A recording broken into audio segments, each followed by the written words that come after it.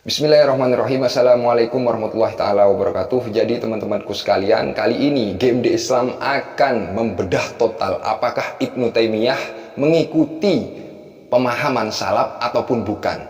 Dan di sini penting kita dengarkan biar tidak gagal paham. Pahami dari awal sampai akhir. Dan ini penting untuk kita sebarluaskan di media sosial seperti Facebook dan Twitter dan sebagainya, agar saudara-saudara kita tidak terpengaruh, tidak terdoktrin oleh orang-orang Wahabi yang mengakunya mempunyai pemahaman salaf, yang jargonnya mengatakan kembalikan kepada hadis, kembalikan kepada Al-Quran.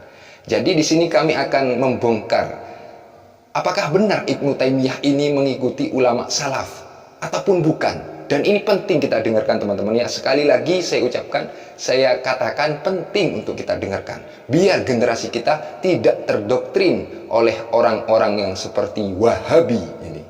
Bismillahirrahmanirrahim. Kami di sini bawakan dari kitab Faidul Qadir, Syarah Al-Jami' As-Shaghir. Langsung saja kami bacakan dari perkataannya As-Subki, yaitu wa yahsunut tawassulu wal isti'anatu wa tasaffu'u bin nabi ila rabbih walam yungkir dzalika ahadun minas salafi wala minal khalafi hatta jaa Ibnu Taimiyah fa ankara dzalika wa adala anis siratil mustaqim wa ibtada'a ma lam yakulhu alimun qablahu wa shara baina ahlil islami muthlatan.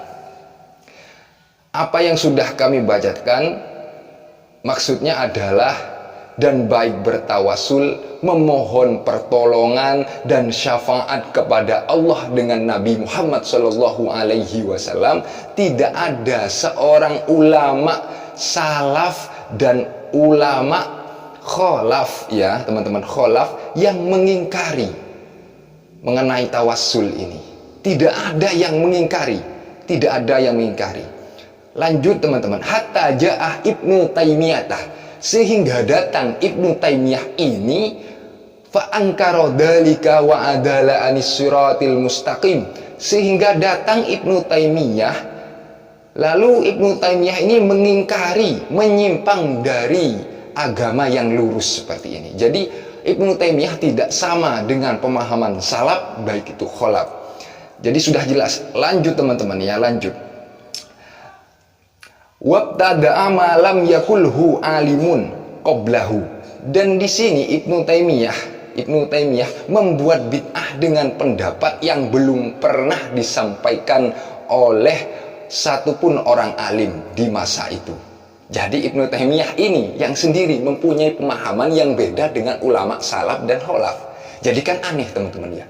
Jargonnya Wahabi Ibnu Taimiyah adalah ulama salaf dan mengikuti ulama salaf. Ternyata faktanya bagaimana? Faktanya tidak sama sekali di sini mengenai permasalahan wa yahsunu atawassulu wal isti'anatu wa tasaffu bin nabi ila rabbih. Jadi sudah jelas. Dan lanjut teman-teman, ini yang lebih ekstrim lagi, wasara baina ahli islami muthlatan. Jadi Ibnu Taimiyah ini menjadi apa ya? Menjadi penyakit di antara kaum muslimin. Jadi Ibnu Taimiyah ini menjadi penyakit di antara kaum muslimin. Jadi faktanya ya seperti ini. Kita harus terima fakta yang sudah ada, yang sudah dikatakan oleh Al-Imam As-Subki. Dan ini perlu kita sebarluaskan karena jargonnya Wahabi yang sering dikatakan di dalam ceramahnya di suatu majelisnya, mengatakan Ibnu Taimiyah adalah orang yang mengikuti dakwah ataupun mengikuti pendapat salafiyah. Ternyata bukan. Ini kan sangat memalukan. Fakta yang sangat memalukan. Dan ini teman-teman, ketika dilihat oleh orang-orang Wahabi, baik itu bayi tabungnya Wahabi ataupun yang lain ya, pasti ini tidak terima ya, tidak terima. Dan kita doakan teman-teman, semoga mereka itu bisa menerima fatwa yang sudah kami bawakan, yang sudah GMD Islam bawakan. Dan kami di sini akan terus membongkar fakta-fakta yang sudah ada dari kenyelenehan ulama-ulama Wahabi. Dan silakan datangkan dalil untuk ya mematahkan dari ulama-ulamaku, ulama-ulama yang sudah menjadi apa ya, yang sudah menjadi patokan buat saya. Nah, seperti itu. buat orang-orang Wahabi ini, baik orang-orang yang masih belum terima dengan apa yang sudah saya sampaikan ini, barangkali mau membalas, oke, saya terima, saya buka komentar.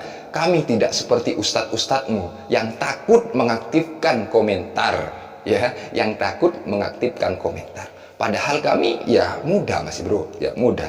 Dan di sini tolong ditangkapi, dan orang-orang yang sudah hilang dari pemahaman Wahabi, yang masih belum paham Wahabi, tolong diperkuat, ya, diperkuat. Dan kita harus mengenal siapakah orang-orang Wahabi yang berkeliaran di sosial media. Itu penting teman-teman, ya, itu penting, biar anak-anak kalian semua tidak terpengaruh dan tidak terdoktrin oleh orang-orang yang berceramah, yang berkoar-koar mengatakan bid'ah di depan muslimin sekalian. Ya, saudaraku sekalian, semoga kita diberikan kesehatan oleh Allah Subhanahu wa Ta'ala, dan semoga kita diberikan perlindungan dari paham-paham yang seperti ini yang tidak jelas, ya. Dan mungkin ini saja dari KMD Islam. Assalamualaikum warahmatullahi taala wabarakatuh.